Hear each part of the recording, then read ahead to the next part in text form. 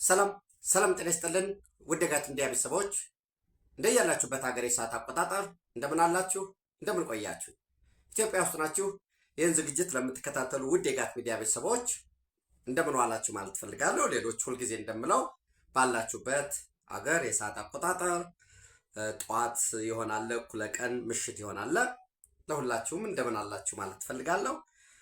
ጋት ውሎ አጫጭር መረጃ የምናደርስበት ሰዓት ነው። ሰኔ 10 2018 በኢትዮጵያ ዘመን አቆጣጠር ጁን 17 2026 የዕለተ ረቡዕ አጫጭር መረጃዎች ሰዓት ላይ እንገኛለን። ዘወትር እንደምታደርጉት ላይክ አድርጉ። የእናንተ ላይክ ማድረግ ዝግጅታችን ለሌሎች ተደራሽ እንዲሆን ያደርጋል። ሀሳብ አስተያየት ስጡ። ቢጨመር ቢቀነስ የምትሉትን ስህተትም ከሆነ እኔ ብቻ አይደለም የምማርበት ወይ የማነበው ሌሎችም ቤተሰቦቻችን ሀሳብ አስተያየቱን እያዩ የራሳቸው ምልከታ ይኖራልና ቢስተካከል ቢጨመር ቢቀነስ የምትሉትን አስፍሩ።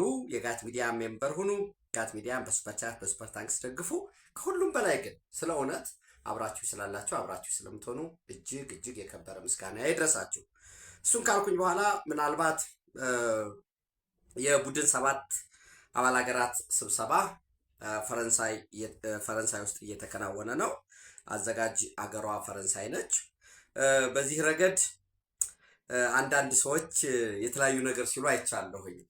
ለምሳሌ ወዳጆቻችን አንዳንዶቹ ድሮ ኢሳት ላይ ይሰሩ የነበሩትና አቶ መለስ ዜናዊ በጂ7 ሲገኙ የተለላኪ ስለሆነ ነው ጉዳይ ስለሚያስፈጽምላቸው ነው እንጂ ምንም አድርጎ አይደለም። የቡድን 7 አባል አገር ላይ የሚገኝ ኢኮኖሚው እንደዚህ ደካማ ነው፣ ዜጎችን የሚጨቁን ወዘተረፈ ሲሉ ነበር ያኔ። ከዛ አሁን ደግሞ ክቡር ጠቅላይ ሚኒስትሩ አልሄዱም ማለት አልተጠሩም ማለት አይደለም። አፍሪካ ውስጥ ከተጋበዙ መሪዎች መካከል አንዱ የፌዴሪ ጠቅላይ ሚኒስትር ዶክተር አብይ አህመድ ናቸው። የተጋበዙ በነገራችን ላይ የናይጄሪያ ፕሬዝዳንት ተጋብዟል። የኢትዮጵያ ጠቅላይ ሚኒስትር ተጋብዘዋል። ኬንያ ተጋብዟል፣ ሄደ። አልጄሪያ ተጋብዟል። ደቡብ አፍሪካ ብያቸዋለሁ። ሞሮኮ እና ግብፅ ተጋብዘዋል። የግብፅ ሄደዋል። ያ እንግዲህ የሆነ ስብሰባ ላይ ስትሄድ ፊዚካል ፕሬዘንሱ መገኘቱን ኢትዮጵያ የሚለው ወይ መሪው መገኘቱ እንደ አብሶሉትሊ ጥቅም የለውም እያልኳቸው አይደለም። ነገር ግን ወደ ስብሰባ ስትሄዱ ምንድን ነው የማገኘው? አጀንዳው ምንድን ነው? ከዚህ አንጻር እዚህ ስብሰባ ላይ መገኘት ለኢትዮጵያ የሚያስገኘው ጥቅም ይተነተናል። ምናልባት አንዱ ለምሳሌ አልጀዚራ ይዞት የወጣውን ዘገባ ልንገራችሁ። አልጀዚራ እንግሊዘኛው ማለት ነው እንድታዩት ብዬ ነው። የአሜሪካ ፕሬዚደንት ዶናልድ ትራምፕ በኢቨንትስ ላይ ፈረንሳይ ማለት ነው ከግብፅ ፕሬዚደንት አብደልፈታህ አልሲሲ ጋር ተገናኝተው ከቡድን 7 ስብሰባ ጎን ለጎን በኢትዮጵያ የሬኔሳንስ ዳም ዙሪያ ላይ እንደሚመክሩ በኢትዮጵያ ሬኔሳንስ ዳም እና በንግድ ጉዳዮች ላይ እንደሚመክሩ አስታውቀዋል ይላል። እንግዲህ ዩኤስ ፕሬዚደንት ዶናልድ ትራምፕ says he will discuss trade issues and the dispute over the Grand Ethiopian Renaissance Dam with Egyptian President Abdel Fattah al-Sisi at the G7 summit in France ይላል። ኢትዮጵያ ብትሄድ ብትገኝ ውይይቱ ሊሆን የሚችለው ስለምንድን ነው? ስለ ህዳሴ ግድብ ወይ ስለ ንግድ ግንኙነት ወዘተረፈ ነው። እኛ ደግሞ ሌላ አጀንዳ አለን ዝርዝር እና ዙሮ መለስ ዜናዊን ይቅርታ የቀድሞ ጠቅላይ ሚኒስትር አቶ መለስ ዜናዊን ሲወቅሱ የነበሩ ሰዎች መልሰው ሲያመሰግኑ ያኔ ስብሰባውን የቡድን 7 አባል አገራት ስብሰባን መገኘት ሲያራክሱ የነበሩ ሰዎች ዛሬ መልሰው ሲያወድሱ ሳይ ጊዜና ቂጣ ይገላበጣል እንደሚባለው አሁን ስራቸውን እየሰሩ ነው ክቡር ጠቅላይ ሚኒስትሩ። ይኸው ደግሞ በጊዜው ደግሞ እንደገና የሚመሰገኑበት ሰው ጊዜ ይመጣል። በነገራችን ላይ አንድ ሰው እንዲመሰገን ከፈለገ ማለት ለመወደድ የፈለገ ሰው ሴሌብሪቲ ለመሆን የፖለቲካ ስራ መስራት የለበትም። ያው ፖለቲካ ማን ምን ያገኝ እንዴት ያገኝ የሚል ጉዳይ አለው። ፖለቲካ የጥቅም ጉዳይ አለው፣ እዛ ውስጥ የኢትዮጵያ ጥቅም ጉዳይ አለው። እንግዲህ ክቡር ጠቅላይ ሚኒስትሩ ምን ጥርጥር አለው? የቀይ ባህር ጉዳይ አይመለከተኝም፣ አልነካካም፣ የአባይ ወንዝ ጉዳይ ወይንም ግድብ የሚባለውን ጉዳይ ወል ተጀምሯል፣ በቃ ተቋርጦ ነበር አቁሜዋለሁኝ፣ ወይም በቃ ከዚህ በኋላ እኛ ከህዳሴ ግድብ ውጭም አልገነባም የሚል የቀረበው ስምምነት እኮ ምንም አጨቃጫጭ አይደለም። በነገራችን ላይ ግብጾች ያቀረቡት ኢትዮጵያ ግድብ እንዳትገነባ ፈርምልን ነው የተባለው። ግድብ እንዳትገነባ ፈርምልን አይልም ሊትራሊ የሚለው ኢትዮጵያ በአባይ ተፋሰስ ላይ በናይል ተፋሰስ ላይ ግድቦችን የምትገነባው እንግዲህ ናይል ተፋሰስ ሲባል በኢትዮጵያ ደረጃ 3 ወንዞች አሉ ብያቸዋለሁ። የባሮ አኮቦ ዋይት ናይልን የሚቀላቀለው እና የተከዜ የጓንግን ጨምሮ የተከዜ ተፋሰስ እና ሶስተኛው ደግሞ ጥቁር አባይ ወይኛ በተለምዶ አባይ ብለን የምንጠራው በእነዚህ ወንዞች ላይ ግድብ ለመስራት የግብፅንና የሱዳንን ይሁንታ ሳላገኝ አልገነባም ብለህ ፈርም ነው። ከዛስ እንደዚህ ፕሮጀክት አስጠንተን ነበረ፣ ፋይናንስ የሚያደርገን አግኝተን ነበረ ሲባል ኖ ግብፅ አልስማማም ይላል፣ ሱዳን አልስማማም ይላል። ምክንያቱም ወንዙ ወደ ታች ስለሚሄድ እሱን ብትፈርም ሌላ ተጨማሪ ኖቤል።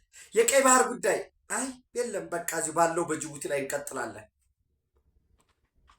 ሌላ ምን የሚያስፈልገዋል? ሌላ ሽልማት በቃ የአፍሪካ ተስፋ ልክ እነመለስ እነ ኢሳያስ ሲባሉ በነበሩበት ዘመን እንደዛ እየተባለ መቀጠል ይቻላል። የለም ኢትዮጵያ ያላትን ጸጋ የከርሰ ምድርም የገጽ ምድርም ጸጋዋን የሰው ኃይሏን አስተባብራ ውስን ካፒታል ቢኖረንም ህዝባችን አርበኛ ነው። ድህነትን የሚጠየፍ አምርሮ የሚጠየፍ ነው። የሚያስተባብረው ካገኘ ሞቢላይዝ የሚያደርገው የመሪ ችግር ነው እንጂ የኢትዮጵያ ህዝብ ገጥሞት የኖረው ታምር ሰርቷል። ወደፊትም ታምር ይሰራል። የህዳሴ ግድብ ላይ አረንጓዴ አሻራ ላይ በነገራችን ላይ አረንጓዴ አሻራ ተጀምሯል። እባካችሁ አሻራችሁን አሳርፉ። የጋት ሚዲያ ቤተሰቦች ውጭ ያላችሁም አገር ውስጥ ያለ ዘመዳችሁን ወገናችሁን ደውላችሁ በእኔ ስም 2-3 ችግኝ ትከልሉ። አገር ውስጥ ያላችሁ እንደምታደርጉት አውቃለሁኝ። በስንዴ የመንግስት ኮሚትመንት ቁርጠኝነት መጣ ዘን ህዝባችን ከላይ እስከታች ብዙ ያልተዘመተበት እኮ ዘመቻ ያለም። ሽንኩርት እንዲነቀል ተደረገ፣ ማንጎ እንደዚህ ሆነ፣ ፓፓያ ተነቀለ፣ ከዋጋ ከገበያ በታች ምን ዘመቻ። አረንጓዴ አሻራም እንደዛው። አንዳንዱ ተመራመርኩኝ ተጨነቅኩኝ ብሎ የኢትዮጵያ ይህን ያህል ስፋት ነው ያለው ከዚህን ያህል እንዲህ ከተሞች እና እንደዛ አይደለም። ዞሮ ስትሰራ ካልተተቻ ትችት እኮ ወሳኝ ነው።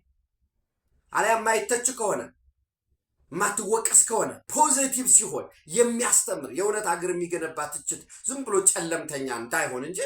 ለዛ እኮ ነው ጋዜጦች ወይም ሚዲያ 4ኛ መንግስት ነው የሚባለው። ለዛ ነው ህግ አውጪው አለ፣ ህግ አስፈጻሚው፣ ህግ ተርጓሚው አለ። ስተትን የሚያርቅ የሚያርም የተሻለን አሰራር የሚያሳይ ሚዲያ ነው የሚባለው። ዝም ብሎ የሚያሞግስ ሚዲያ አይደለም፣ ዝም ብሎ የሚወቅስ ሚዲያ አይደለም። የሚያሳይ መሆን መቻል አለበት እና ይህንን መስራት አለብን የሚል ነው። በነገራችን ላይ ግብጾች ሆም ብለው ነው ያውቁታል። የኢትዮጵያ ህዳሴ ግድብ ጉዳይ ፌታ ኮምፕሊ ነው፣ አልቋል። ምን ታደርገዋል? ኦልሬዲ ተርባይን እየመጣ ኃይል እያመነጨ እየሄደ ነው። የውሃ መጠኑም እንዲያውም በኢትዮጵያ ክረምት ወቅት በከፍተኛ ደረጃ ጎርፉን ምኑን አሁን እኛ ጎርፉ ዝም ብሎ ደለሉ ምናምን እኛ ነን እኮ ይጎዳል የምንለው።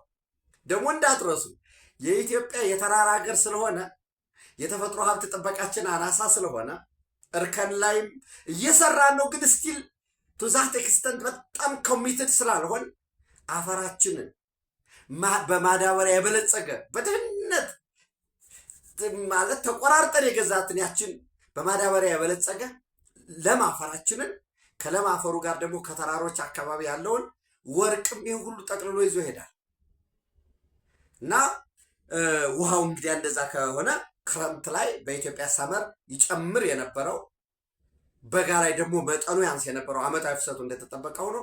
አሁን ግን አስተማማኝ የሆነ ከዓመት እስከ ዓመት የተረጋጋ ውሃ እየፈሰሰ ነው። ይህን ያውቁታል። ነገርም ተቀይሯል። ትናንትም እንዳልኳቸው እኔ ማለቱን ልቶ እነሱም ራሱ በዘገቦቻቸው በተለያዩ ጊዜ እንድታነቡት ነው። ዘኔዋ አረብን እኔ ሁልጊዜ አንድን ነገር የምደጋግመው እናንተ አይታችሁ የራሳችሁን አቋም እንድትዙ ከሚል ምንድን ነው የራሳቸው አቋም ብቻም ሳይሆን ኢትዮጵያ has announced plans to build 3 more dams on the Blue Nile, doubling down its expanding hydropower project after failed GERD negotiations with Egypt and Sudan. Egyptian officials told Mada Cairo is looking to counter the move in coordination with neighboring countries ይላል። እሱን እናደርጋለን የሚል ከዛ ባለፈ ደግሞ እንደምታውቁት አንዷን እችኛዋን መረጃ Egyptian outrage as Ethiopia plans more dam on Blue Nile ይላል። ሌላ ተጨማሪ ሁልጊዜ በደንብ እንድታዩት ነው። የዘኔው አረብ የመካከለኛው ምስራቅን የሆርን አፌርስን የሚዘግብ ነውና 3 ግድብ ልትገነባ ነው።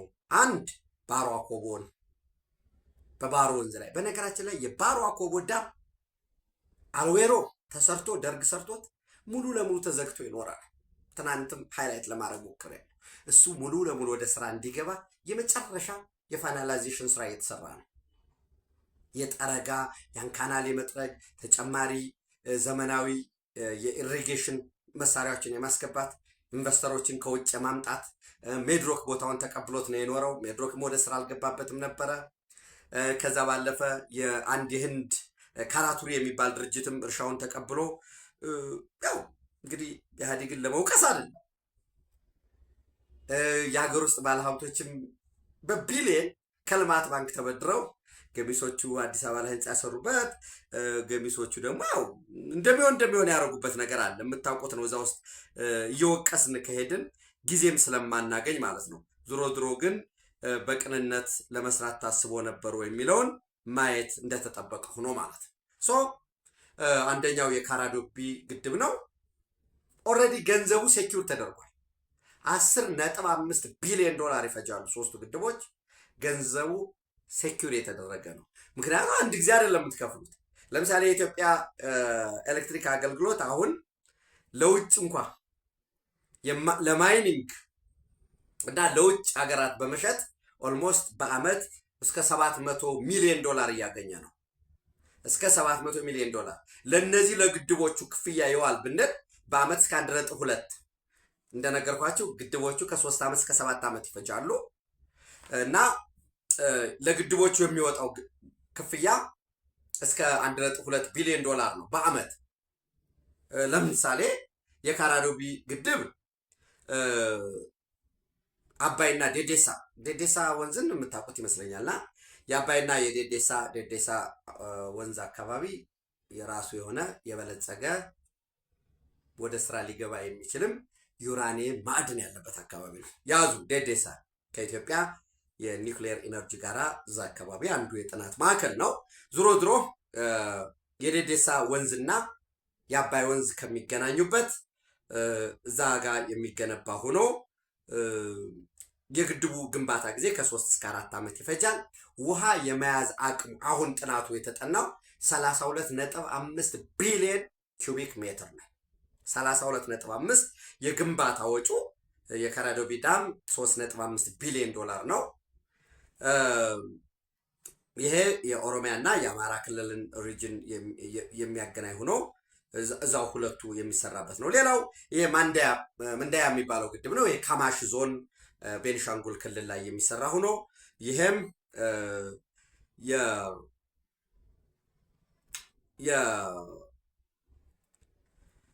የካማሽ ዞን 49.2 ቢሊዮን ኪዩቢክ ሜትር ውሃ የሚይዝ ነው።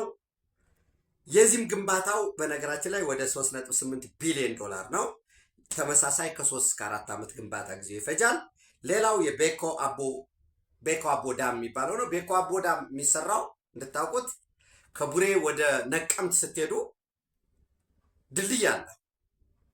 ከቡሬ ወደ ነቀምት ስትሄዱ ከዛ ከድልድዩ ወደ ላይ 2 ኪሎ ሜትር ርቀት ከድልድዩ ወደ ላይ 2 ኪሎ ሜትር ርቀት ላይ የሚሰራ ነው። የዚህ ደግሞ 17.5 ቢሊዮን ኪዩቢክ ሜትር ውሃ ይዛል። የዚህም የግድብ ወጪው ወደ 3.67 ቢሊዮን ነው። አጠቃላይ የሶስቱ ግድቦች 10.5 ቢሊዮን ዶላር ያወጣል።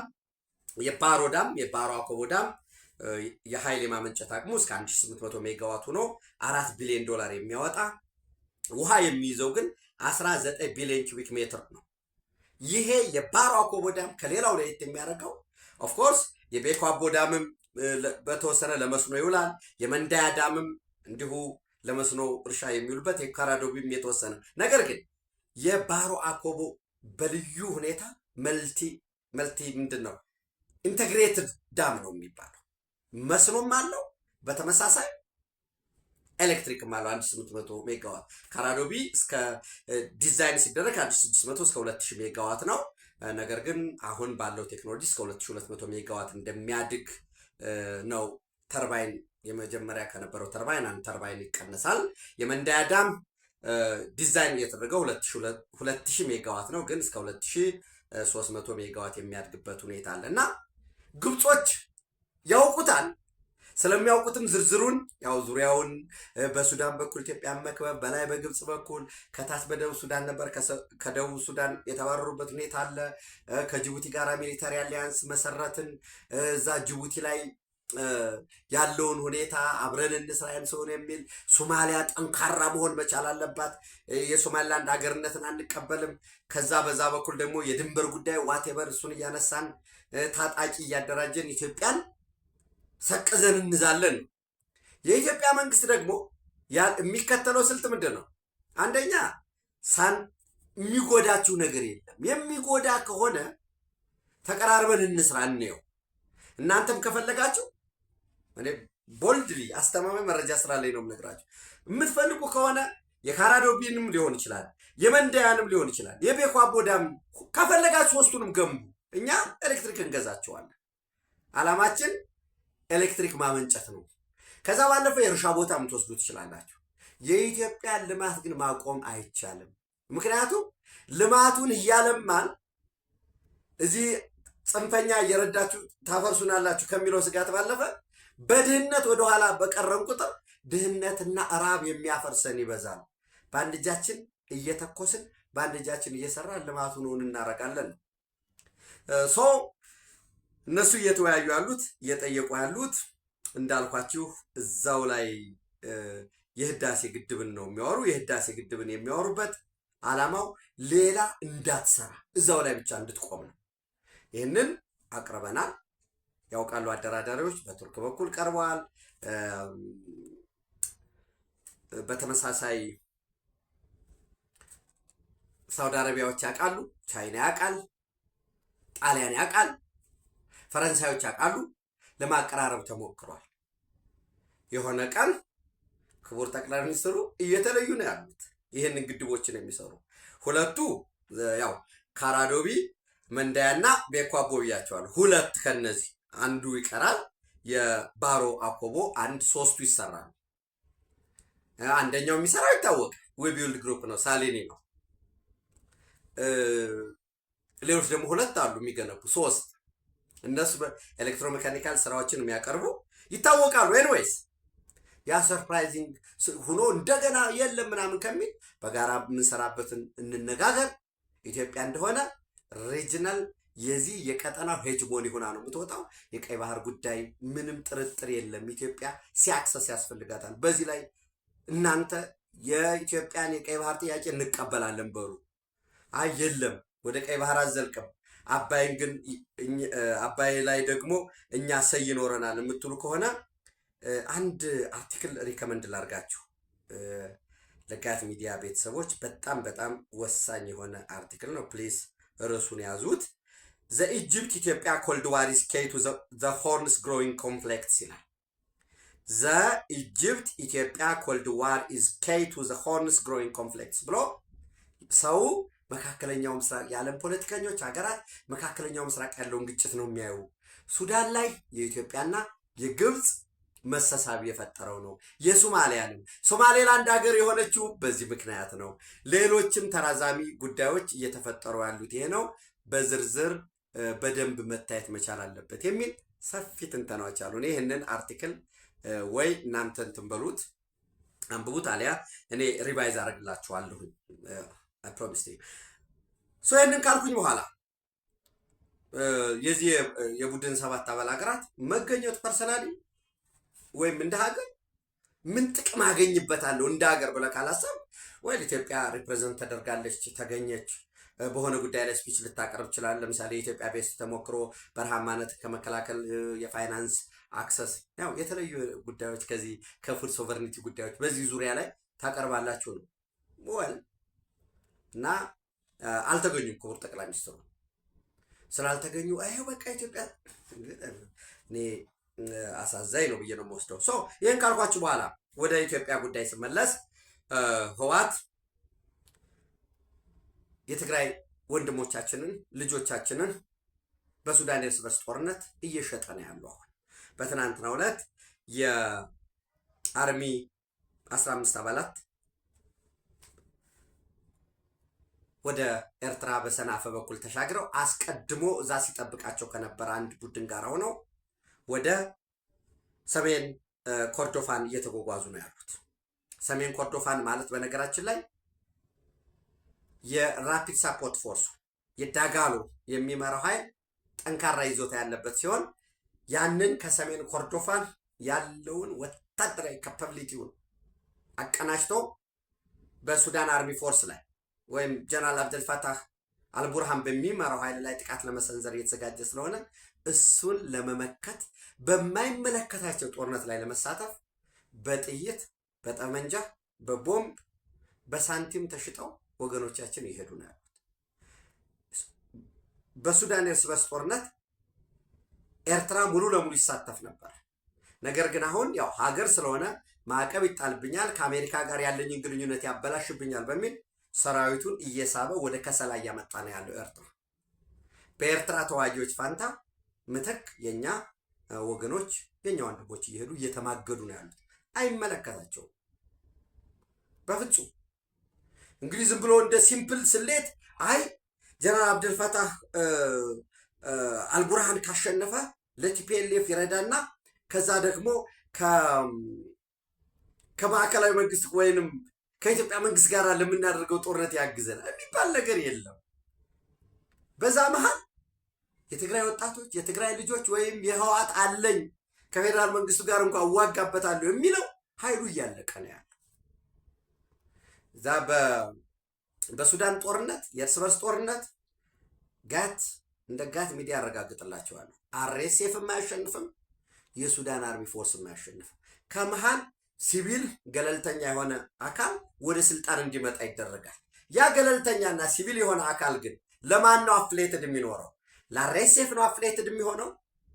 ለሄሜቲ ወይም ለዳጋሎ ወይንስ ለሱዳን አርሚ ፎርስ ለአልቡርሃን ነው የሚለውን አገራት እየተፋለሙ። ለምሳሌ እየወጡ ያሉ ሪፖርቶች የሚያሳዩት ሳውዲ አረቢያ ባላት ገንዘብን ባላት የፖለቲካ ሊቨሬጅ አልቡርሃንን የሚደግፉ ኃይሎችን እያሰባሰበች እንደሆነ ነው።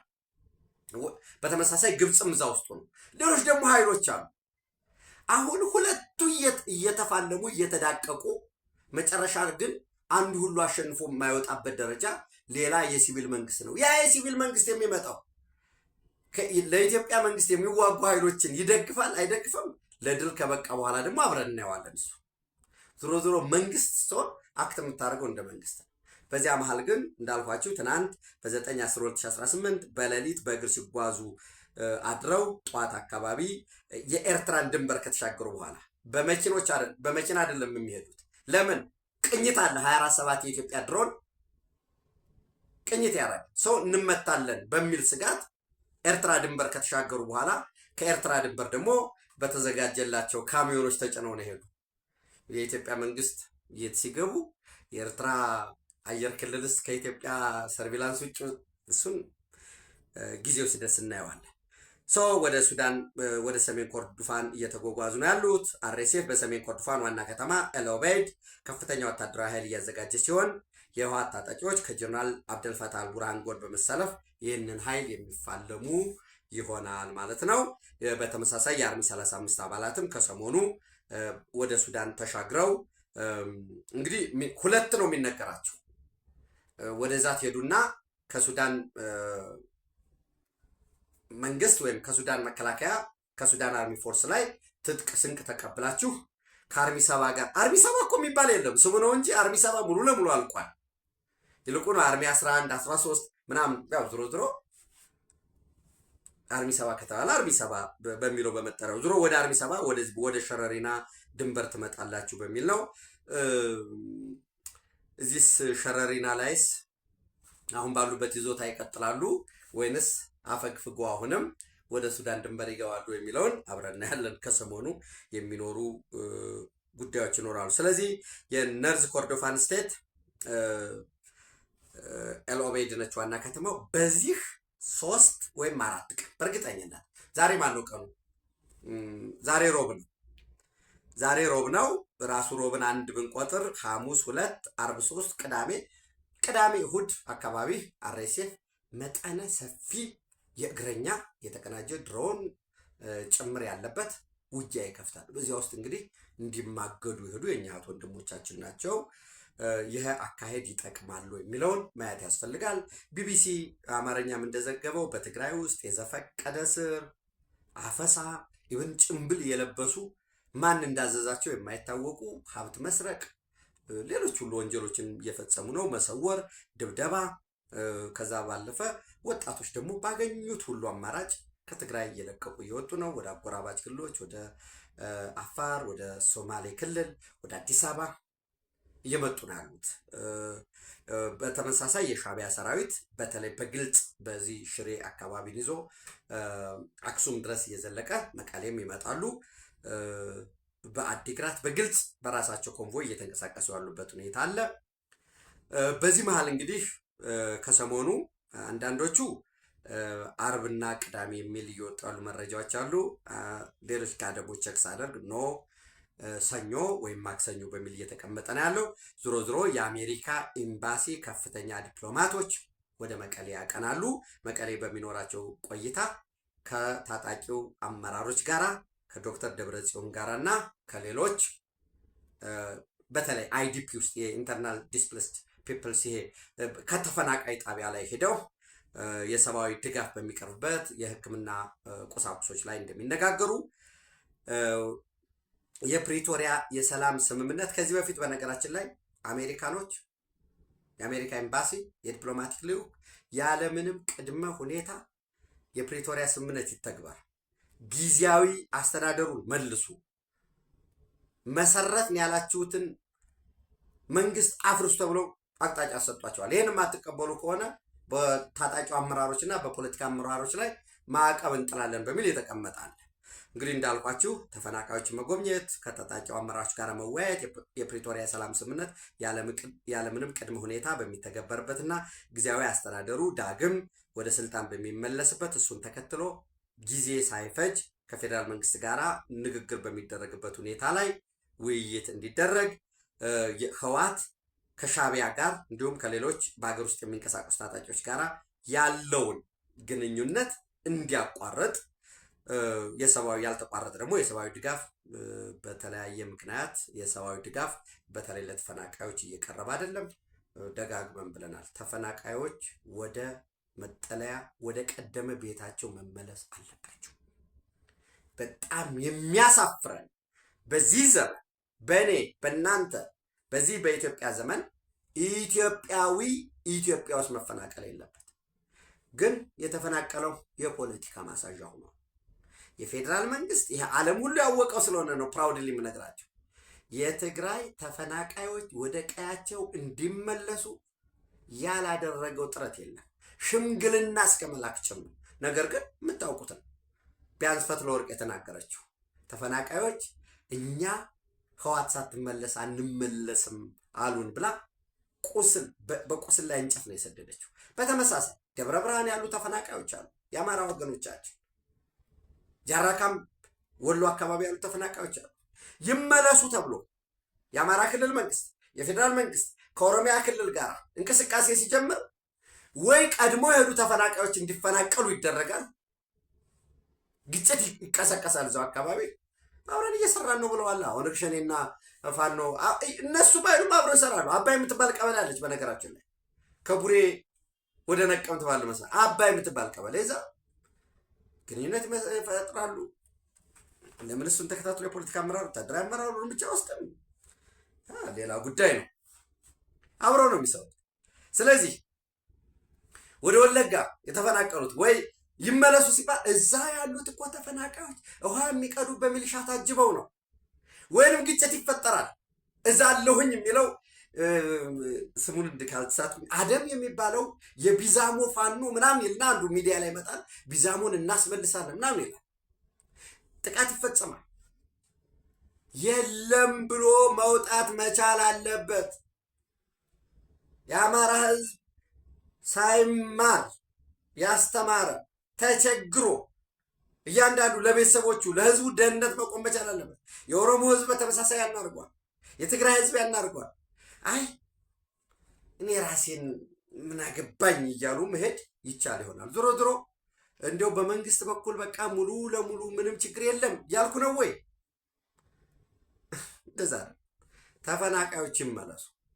ዞሮ ዞሮ ባለኝ መረጃ በትግራይ ክልል ያሉ ወገኖቻችን በመጠለያ ጣቢያዎች በዚህ በተለይ በህወሓት የጊዜያዊ አስተዳደሩ ማፍረሱን ተከትሎ እየቀረበላቸው ያለ የሰብአዊ ድጋፍ፣ ሕክምና እነዚህ ጉዳዮች ላይ ያለውን ችግር ለመፍታት የሚነጋገሩ ይሆናል።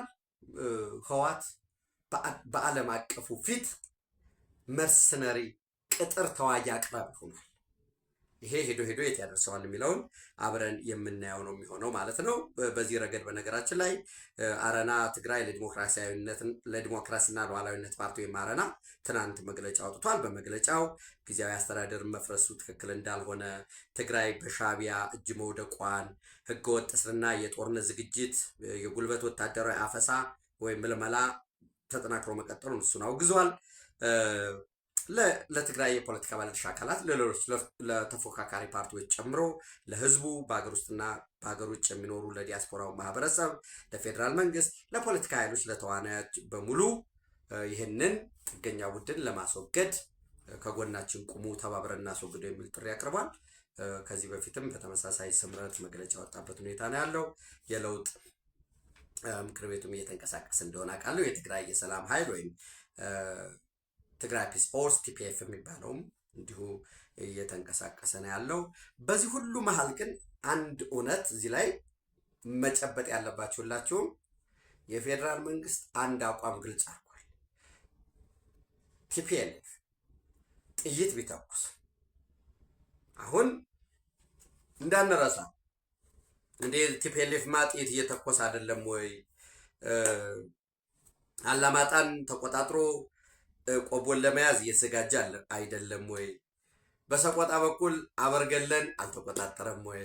አማራ ክልል ጎንደር፣ ጎጃም፣ ሸዋ፣ ወሎ እያታኮሰ ያለው ኦኬ ማለት ከሻዕቢያ ጋር አንሰራ በርስታችን ላይ ቀልድ የለም ይላል አንዳንዱ። አሁን የጎንደር ፋኖ ይመጣል እና ጥይት ከሻዕቢያ ጋር የምትቀበል ታዲያ ከሻዕቢያ አንተ ለጽድቅ ፈልጎ ነው እንዴ ጥይት የሚሰጠህ? ሁለተኛ እንፍራንዝ ላይ ወይ ወረታ ላይ ሰራዊቱን እየተኩሰ እየመታ የትኛው ሰራዊት ነው ያንተን ወልቃይት የሚጠብቅልህ? እና የተሳከረ ጊዜ ነው መቼም ባንዳነት በዚህ ዘመን ደረቱን ነፍቶ በኩራት የሚጓዝበት ዘመን ላይ ነው ያለው። ያንዳንዱ ደግሞ ፕሮፓጋንዳ ሄዶ ዓለም አቀፍ የዝናብ መዛባት የአየር ንብረት ለውጥ አለ እና በሰሜኑ የሀገራችን ክፍል ዝናብ እንዲቀንስ እያደረገ ነው መንግስት ለጊዜው ስማቸውን ከማንገልጻቸው ሀገራት ጋር ተባብሮና እነዚህም እንዲህ አይነት ቆሻሻዎች ነበሩ አማራ ሚዲያ ላይ መድረክ ተሰጧቸው ይተነትኑ የነበሩት እና አኪ ሆቴል ምናምን ተመቻችቶላቸው እና ኤኒዌይስ ታሪክ የምትመሰክርልን የሚል አንድ መጽሐፍ ነበር እና ህወሓት ከዚህ ድርጊቱ ውጊያ አማራ ክልል ውስጥ እየተዋጋ አይደለም ወይ? ያው ኦሮሚያ ክልል ኦነግ ሸኔን የሚያዋጋው ማን ነው? ህወሓት ነው። የፖለቲካ የትጥቅ የስንቅ ድጋፍ ያደርግላታል። ነገር ግን አሁን ሙሉ ለሙሉ ህወሓት ተቀናጅቶ በአንድ ማዕከል ጦርነት ከፍቻለሁኝ ብሎ ወደ ጦርነት ከተገባ ከህወሓት ጋር የሚኖረው ጉዳይ የመከላከል ጉዳይ ነው የሚሆነው፣ ማጥቃት አይደለም። የሚቀጠቀጠው የሚመታው ከጥቅም ውጭ የሚደረገው ሻዕቢያ ነው። ምጽዋ የሚባል አስመራ የሚባል ከረን የሚባል ሳዋ የሚባል ነገር አይኖርም። 24/7 ዝግጅቱ እሱ ነው። ለምን ሻዕቢያ ህወሓትን አክራሪ ጽንፈኛ የሆኑ የህወሓት ቡድኖችን እነ ጀነራል ምግበይን እነ ደብረጽዮን እነ ፈትለወርቅን እነ ዳዊት ገብረ እግዚአብሔር የጀነራል ምግበይ ልጅ በነገራችን ላይ አስመራ ነው ያለው። ዞሮ ዞሮ ይህን ሰብስቦ ኢትዮጵያ ህወሓት ውጊያው ጦርነቱ ኢትዮጵያ ትግራይ ውስጥ አማራ ውስጥ ኦሮሚያ ውስጥ ውጊያ ሆኖ ዝም ብሎ እዛው ጉልበት እንዲዝ ከልማት እንድታፈገፍግ ደም እንዲፈስ ለምን መጀመሪያ የትግራይ ጦርነት በሰላም ተቋጨ? ስትዋጉ ለምን አትኖሩ? ምክንያቱም እዚያ ውጊያ ላይ ትዘርፋለህ ምን ትላለህ? ሁለተኛ የኢትዮጵያ ከቀይ ባህር የመጠየቅ አንጻር አይ ወደዚህ ከሚመጡ እኔም የምዋጋው እዚህ ኤርትራ ላይ ከሆነ ጠባብ ቦታ ነው መሸከም አልችልም። ነገር ግን የሚወድመውም ጉድመትም ካለ ኮላተራል ዳሜጅ ስላለው ጦርነቱ እዛው ትግራይ ውስጥ እናደርገዋለን። ከዛ በኋላ የእርስ በርስ ጦርነቱ ይሄ ጄኖሳይድ ተፈጠረ፣ እኛም በራሳችን እንጨረግደዋለን፣ ራሳቸውም ይመታሉ። ያ ነው ጉዳዩ። ስለዚህ ውጊያው የሚሆነው ከላኪው ጋር ነው፣ ከተላላኪው ጋር አይደለም። ይሄ ዓለም አቀፉ ማህበረሰብ በግላጭ ተነግሮታል። ይሄ የተነገረውን ደግሞ እኔ ለእናንተ አደረስኳቸው። ሰው በዚህ ረገድ በነገራችን ላይ እንዳልኳችሁ ኢሳያስ አፈወርቂ ለ3 ቀን የስራ ጉብኝት ወደ አስመራ ሄደው ነበር። አስመራ ከሄዱ በኋላ የጤና ምርመራ አድርገው ነበር። ይሄ አስተማማኝ የሆነ 100% የተረጋገጠ መረጃ ነው የምነግራቸው። የጤና ምርመራ አድርገው ነበር። ያው የልብ ህመም ጉዳይ አለባቸው የሚታወቅ ማንም የሚያውቀው የልብ ህመም አለባቸው። ፕሬዚደንት ኢሳያስ አፈወርቂ 80 ዓመታቸው ነው እንደምታውቁት። ለባለፉት 33 ዓመታት ገደማ ውጥንቅጥ ባለበት በቀይ ባህር ፖለቲካ ኢኮኖሚ ውስጥ ኤርትራን እየመሩ ነው። ኤርትራን አሳድጓት አላሳድጓትም ሌላ ጉዳይ ነው። ከኢትዮጵያ ጋር ተዋግተዋል፣ ከየመን ጋር ተዋግተዋል፣ ከጅቡቲ ጋር ተዋግተዋል። ጦርነት ባለበት ሁሉ በተጋባዥነት በአጫፋሪነት በዳንሰኝነት የሚገኙ ናቸው። ሻዕቢያ ጋር አብረው ሰርተዋል። ደቡብ ሱዳን ባለው በርስ በርስ ጦርነት አንዳንድ ጊዜ ሳልቫኪርን አንዳንድ ጊዜ የዋይት ናይል አርሚ የሚባለውን የሬክ ማቻርን እየደገፉ በዛ ተፋልመዋል። እስከ ኮንጎ ድረስ የሚዘልቅ የጦር መሳሪያ የማቅረብ ስራ ሰርተዋል። በተለይ ይሄ ሬድ ሲ ኮርፖሬሽን የሚባለው እና ይሄ ቀላል አይደለም። በትጥቅ ትግል ዘመን አልፈዋል። ከ1993 ጀምረው የኤርትራ ፕሬዝደንት ናቸው። ከ1994 ጀምሮ ደግሞ የኤርትራ የዲሞክራሲና የፍትህ ፓርቲ ወይንም ፒፕልስ ፍሮንት ፎር ዲሞክራሲ ኤንድ ጀስቲስ ፒኤፍዲጂ የሚባለው ፓርቲ ሊቀመንበር ናቸው። ያው የሚኒስትሮች ምክር ቤት ምናምን የሚባል ነገር ባይኖርም ጫና አለ። ዋን ማን ሩል ነው። በሁሉም ጉዳይ የሚወስኑ ናቸው። 80 ዓመታቸው ነው። የታወቀ የልብ ህመም አለባቸው። ነገር ግን ይሄ አንድ ኮብሪ ኤልኮባ ሜዲካል ኮምፕሌክስ የሚባል እጅግ የተራቀቀ የግብፅ መከላከያ ሰራዊት ሆስፒታል ነው። ስሙን ደግመዋለሁ። ኮብሪ ኤልኮባ ሜዲካል ኮምፕሌክስ እዛ ባደረጉት ምርመራ የአልዛይመር ወይንም የመርሳት በሽታ እንዳለባቸው ደረጃውም 5ኛ ደረጃ ወይንም እንግዲህ የአልዛይመር ደረጃው እስከ 7 እንደሚሄድ እሳቸው ያለባቸው 5ኛው ነው። ሞደሬትሊ ሴቨር ኮግኒቲቭ ዲክላይን ይሄ ማስታወስን ማስታወስ የነበረን ግንዛቤ መርሳት ነው። የዕለት ከዕለት ስራቸውን የሚከታተል የሚያግዛቸው ያስፈልጋል። ይሄ መረጃ መውጣቱን ተከትሎ ሪፖርቱ መቅረቡን ተከትሎ ከፍተኛ የሆነ መደናገጥ በግብፅ የፕሬዝደንት ፓላስ ውስጥ ከፍተኛ መደናገጥ እንዳለ ነው መረጃዎች የሚያሳዩት። በነገራችን ላይ በተመሳሳይ አይታችሁት ከሆነ ኦስማን ሳሌህ መሐመድ የግብፅ የውጭ ጉዳይ ሚኒስትር ማለት ነው።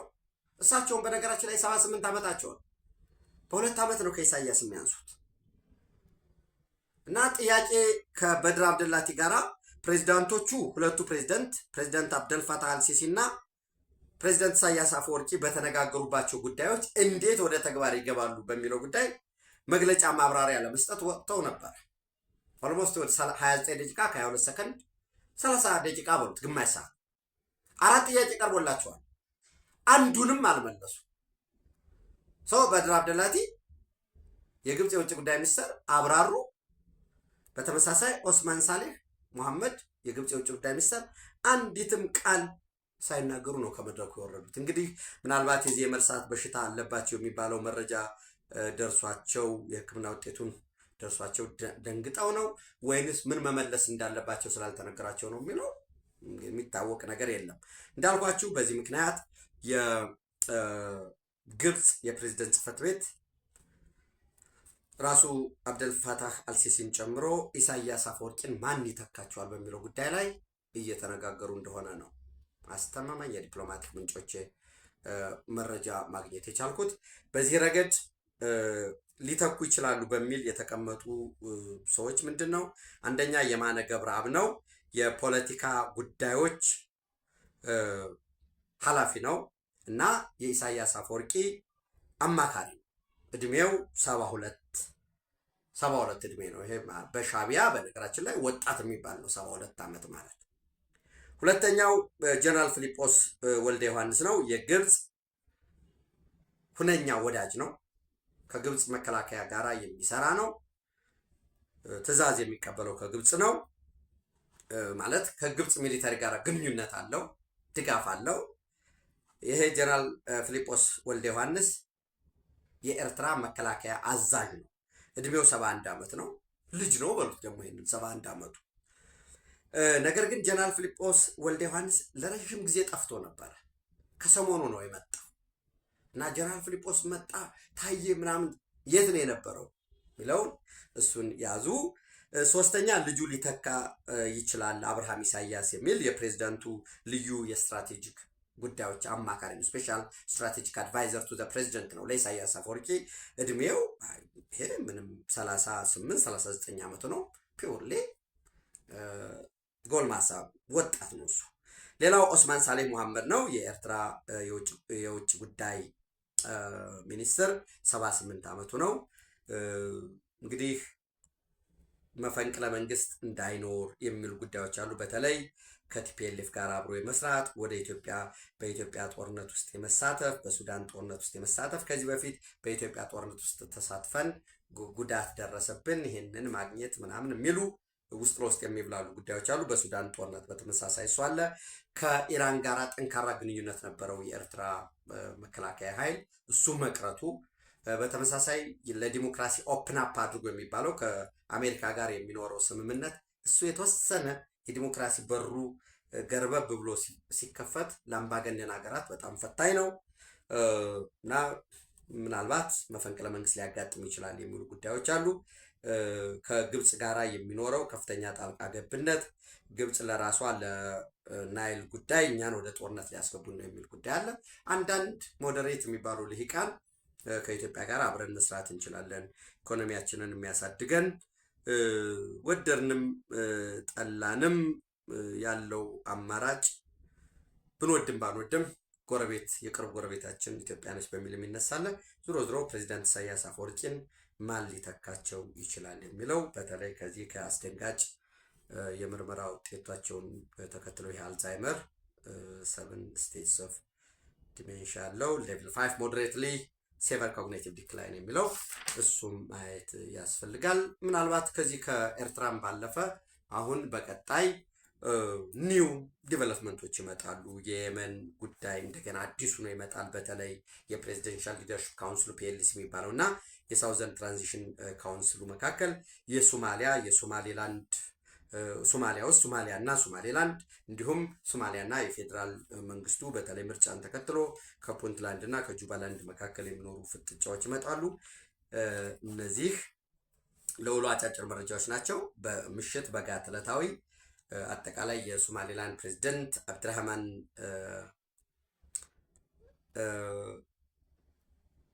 የአብድራህማን መሐመድ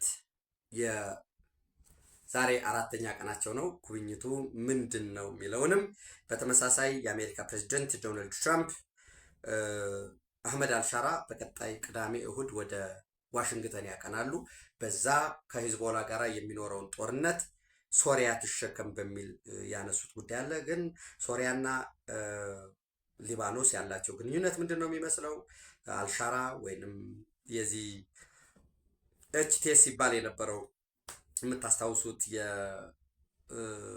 ምንድን ነበረ ኤችቲኤስ ሀያት ታህሪር አልሻም የሚባለው አልጁላኒ አቡ መሐመድ አልጁላኒ ነው እኮ አልሻራ የተባለው እና ወደ 10 ሚሊዮን ዶላር ባውንቲ እሱን ያለበትን የሚያሳይ 10 ሚሊዮን ዶላር እንከፍላለን የሚል ነገር ነበረ። አሁን ፕሬዚደንት ነው። ከአሜሪካ እና ከኢራን ስምምነትን ተከትሎ አንዳንዶቹ 12 ነጥብ ያወጣሉ፣ አንዳንዶቹ 18 ነጥብ ይላሉ። ዞሮ ዞሮ ነጥቦቹ ምንድን ናቸው የሚሉትን ሌሎች የአገር ውስጥ መረጃዎችን በማካተት በጋት ዕለታዊ ምሽት ወደ እናንተ መጣለሁ። በድጋሜ ላስታውሳችሁ፣ ላይክ አድርጉ፣ ሸር አድርጉ፣ ሀሳብ አስተያየታችሁን አካፍሉ። የጋት ሚዲያ ሜምበር ሆኖ ሌሎች ጋት ሚዲያን ሰብስክራይብ እንዲያደርጉ ሎቢ አድርጉ። የጋት አምባሳደሮች ናችሁ። ጋት ሚዲያን በሱፐር ቻት በሱፐር ታንክስ ደግፉ። ኢትዮጵያ በክብር ለዘላለም ትኖር። ታንኪዩ